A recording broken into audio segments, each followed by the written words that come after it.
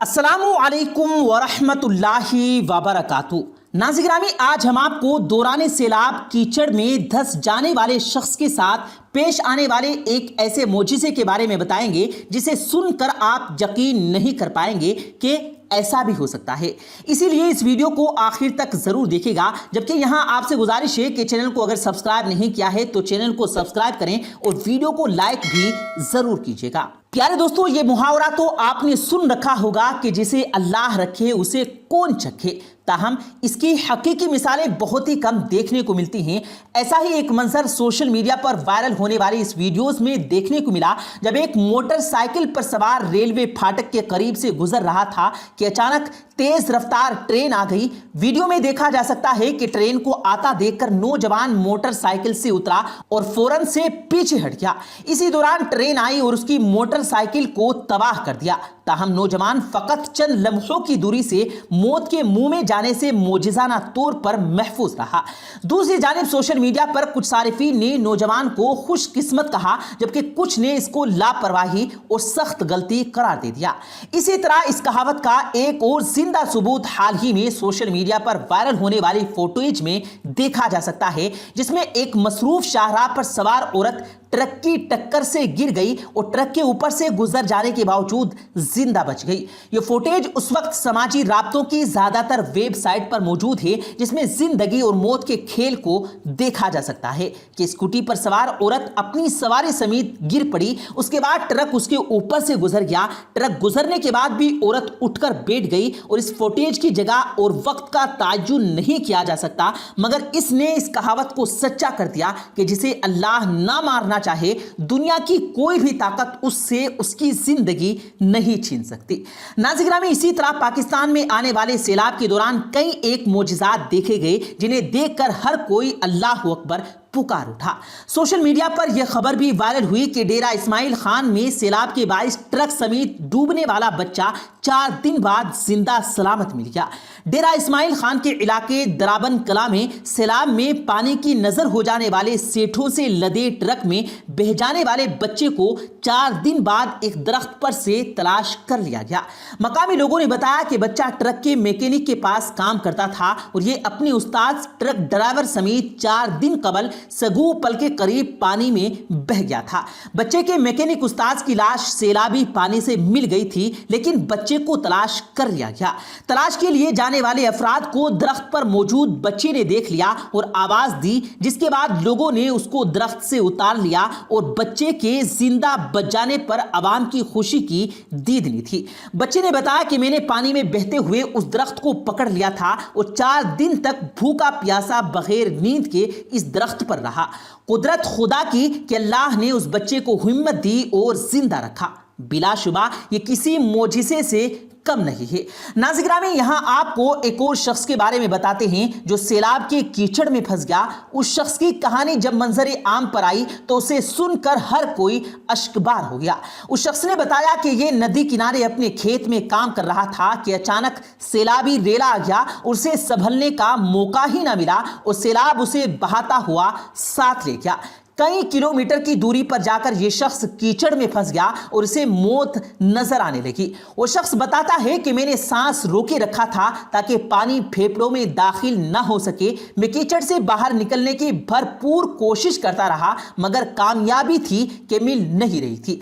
अचानक मैंने महसूस किया कि सैलाबी पानी का लेवल कम हो रहा है। उस लेवल के कम होने से मेरा आधा चेहरा पानी से बाहर आ गया और मैं नाक बाहर करके सांस लेने लगा। सुबह से रात का वक्त हो गया, मगर मेरी मदद को कोई ना आया। रात ढलने लगी, दूर दूर तक पानी मौजूद था। मैं पानी के नीचे मौजूद कीचड़ में कुछ यूं फंसा हुआ था कि हिल भी नहीं पा रहा था। सारी रात इसी तरह गुजारी। मैं पानी की सतह से नाक बाहर करके सांस लेता और कुछ देर पानी में चला जाता। सुबह हुई तो एक छोटी कश्ती सैलाबी पानी में तैरती हुई मेरी जानिब आई और एक मकामी ऑर्गेनाइजेशन ने मुझे रेस्क्यू किया। वो शख्स बताता है कि मेरा बच जाना किसी मोजिज़े से कम नहीं। बेशक अल्लाह ताला हर चीज पर कादिर है। अगर वो चाहे तो अपने बंदे को खुले समंदर में जिंदा बचा लेता है, जिस तरह उसने हजरत मूसा अलैहिस्सलातु वस्सलाम की हिफाजत की जब उन्हें संदूक में डालकर दरिया के हवाले کر دیا گیا تھا۔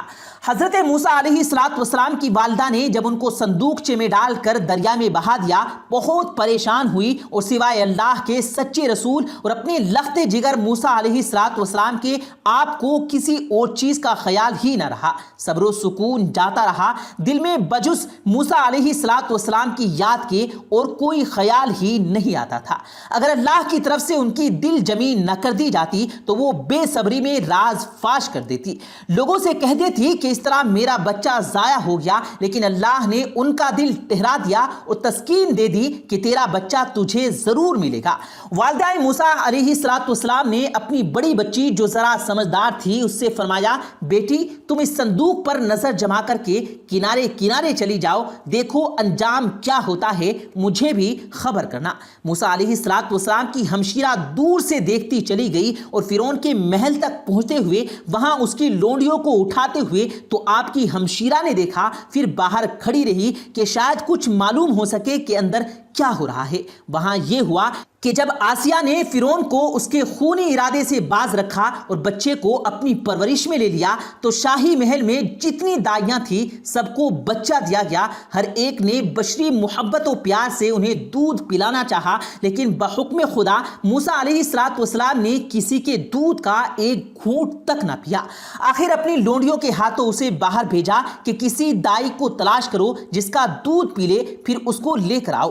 رب العالمین کو یہ منظور نہ تھا کہ موسیٰ علیہ السلام اپنی والدہ کے علاوہ کسی بھی عورت کا دودھ پئیں، اور اس میں سب سے بڑی مصلحت یہ تھی کہ اس بہانے موسیٰ علیہ السلام اپنی والدہ تک پہنچ جائیں، اور ایسا ہی ہوا۔